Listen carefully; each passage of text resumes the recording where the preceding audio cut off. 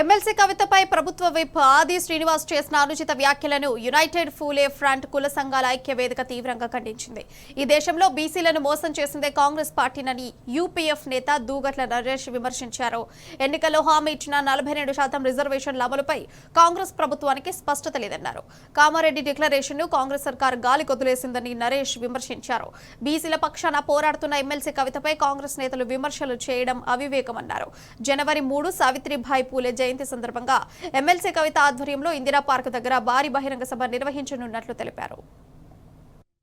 అన్ని కులాలు ఒక ఐక్యవేదిగా ఏర్పడి మా సమస్యల మీద పోరాటం చేస్తాం, మీరు కలిసి రండి అని అడిగితే కవిత గారు ముందుకొచ్చి బీసీల సమస్యల పట్ల మాట్లాడుకుంటూ మీకు మద్దతు తెలుపుతాం అని ముందుకొచ్చిన కవిత గారికి మొదటగా ధన్యవాదాలు తెలియజేస్తూ, వారు వచ్చినందుకు, వారు మా తరఫున మాట్లాడినందుకు కాంగ్రెస్ పార్టీ ఎమ్మెల్యే ఆది శ్రీనివాస్ గారు విమర్శిస్తూ ఉన్నారు, ఖండిస్తూ ఉన్నారు, అవహేళన చేస్తూ ఉన్నారు.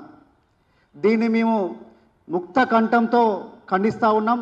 వారి మాటలన్నిటిని ముక్త కంఠంతో ఖండిస్తూ ఉన్నాం.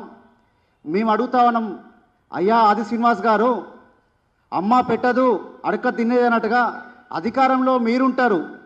6 నెలల్లో కులగణన చేస్తాము, స్థానిక సంస్థల ఎన్నికలు ఏర్పాటు చేసే సమయానికి 42% తగ్గకుండా మేము కులగణనని నియమించి నిర్ణయించి ఆ తర్వాత ఎలక్షన్లకు పోతామని చెప్పి మీరే కామారెడ్డి డిక్లరేషన్ చెప్పారు కదా.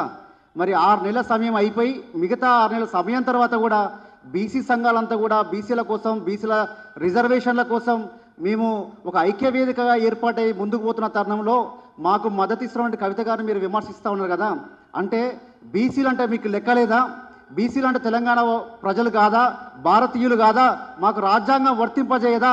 మాకు బీసీలకు రాజ్యాంగం వర్తింపజేస్తే మాకు మద్దతు తెలిపిన రాజకీయ పార్టీలను మీరు ఏ రకంగా విమర్శిస్తారు? తెలంగాణ సమాజం మొత్తం మీరు ఏదైతే అనుకుంటా ఉన్నారో, సమాజంలో తెలంగాణ ప్రజలందరినీ కూడా ఈ నాయకులు అంటే కవిత గారు బీసీలనో, ఎస్సీలనో, ఎస్టీలనో, హిందూ అనో, క్రిస్టియనో, మైనార్టీలనో విభజించి చూడట్లేదు. తెలంగాణ ప్రజానికానికి ఏ ఒక్కరికి అవసరం వచ్చినా వారు ముందుంటున్నారు, నిలబడతా ఉన్నారు, మాకు అండగా నిలబడతా ఉన్నారు.